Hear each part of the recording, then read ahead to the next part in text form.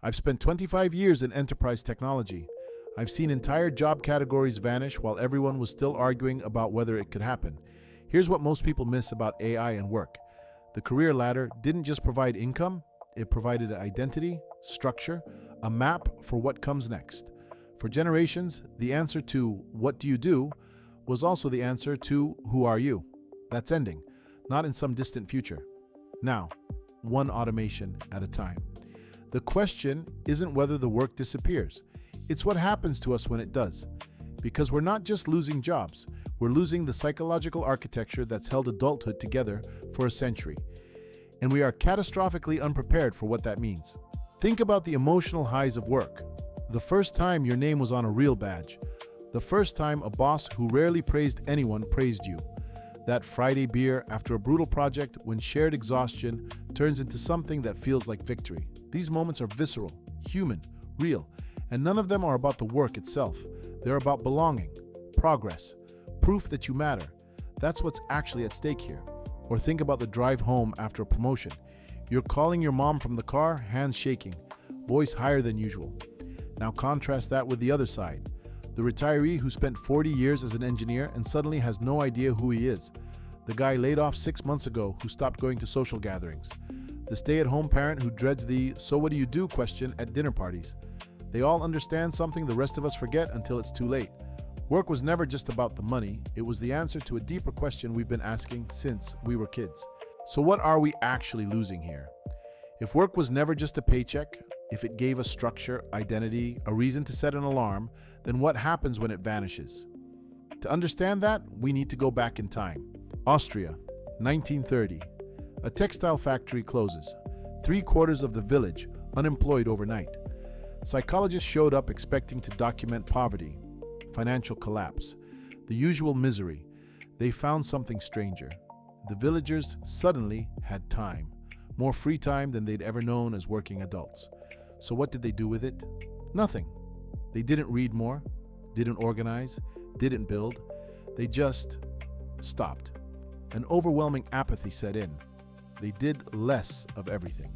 Researchers even measured walking speed. The unemployed men wandered the streets measurably slower than employed men in the next town over. Not because they were tired, because they had nowhere to be. That's what happens when work disappears, but nothing replaces the structure it provided. The data from Marienthal is brutal. Library borrowing collapsed. Newspaper subscriptions fell off a cliff. Unemployment benefits kept people fed, so they weren't starving. But despite having more free time than ever, their engagement with the world plummeted. Something else was dying. Not their bank accounts, their sense of purpose. When you have nothing to do, you eventually do nothing. Even the things you could do, the things that cost nothing, fade away. That's the part no one talks about.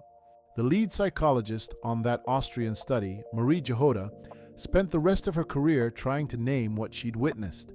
She realized the villagers weren't missing paychecks. They were missing something far more foundational, something we still don't have a good word for. Jahoda finally named it. She called them the latent functions of work. 5 things employment delivers that nobody lists on a job description. Time structure, a reason your alarm matters, social contact beyond your family, colleagues, peers, people who aren't obligated to tolerate you, collective purpose, the feeling you're part of something larger, status and identity, a way to locate yourself in the world, and 5th, regular, forced activity. The paycheck was just the visible part, the part everyone negotiates. These 5 pillars were the invisible scaffolding, keeping people psychologically intact. Take them away, and humans don't get more free, they get untethered. This led Jahoda to a conclusion that should make us very uncomfortable. She wrote, "Employment is psychologically supportive even when conditions are bad. People actively hated their jobs, and those jobs were still better than nothing. The real enemy wasn't the terrible boss or the mind-numbing task. It was the total absence of structure. Once you see Jahoda's framework, you can't unsee it. Study after study confirms the same brutal pattern. Petrochemical workers retiring at 55 had a 37% higher mortality rate than those who retired at 65. 37%, even after controlling for baseline health. The body keeps going. But without those 5 latent functions, something else shuts down. This is why job loss correlates with depression spikes. Divorce, Substance abuse. The unemployment check replaces income.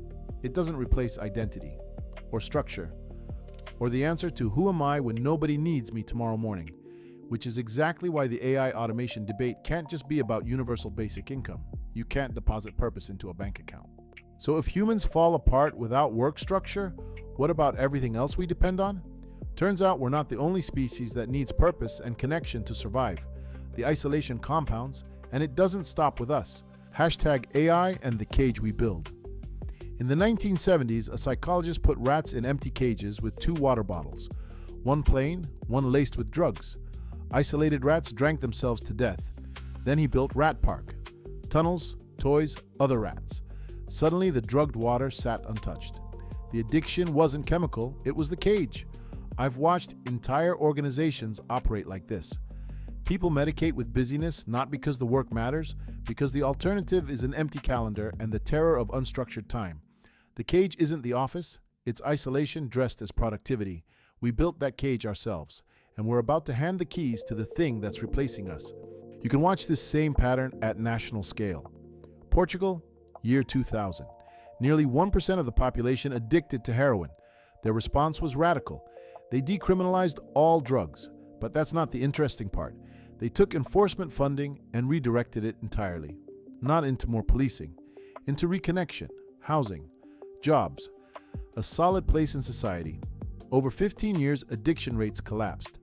The drugs didn't change. The cage did. When you give people structure and purpose, they stop medicating the absence of it. Author Johan Hari spent years documenting this. He said it perfectly. The opposite of addiction is not sobriety. The opposite of addiction is connection. That's the exact same truth Marie Jahoda found in that Austrian village. Human beings need to belong, to matter, to contribute. Money buys the conditions that make connection possible. It doesn't create the connection itself, which means universal basic income solves the wrong problem entirely. So where does this actually lead us? If joblessness without structure destroys people, if isolation is the real enemy, then maybe the story doesn't have to go completely dark. History shows us something unexpected. Societies that lost grueling labor didn't collapse into despair. Some of them built golden ages. The ancient Greeks had a word, skol, leisure. It's the literal root of our word, school. For Aristotle, leisure wasn't idleness. It was the point. He wrote, "We work in order to be at leisure." Work was the interruption.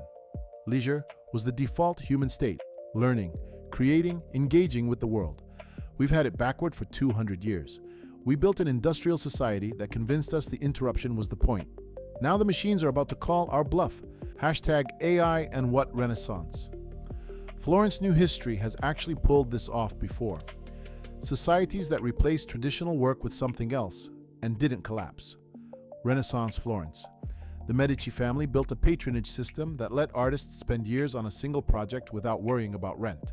Michelangelo wasn't checking email between marble blocks, or 17th century London. 550 coffee houses operated as what they called penny universities. For the price of one coffee, merchants and scholars debated ideas all afternoon. The Royal Society held meetings there. Florence and London had something Marienthal didn't.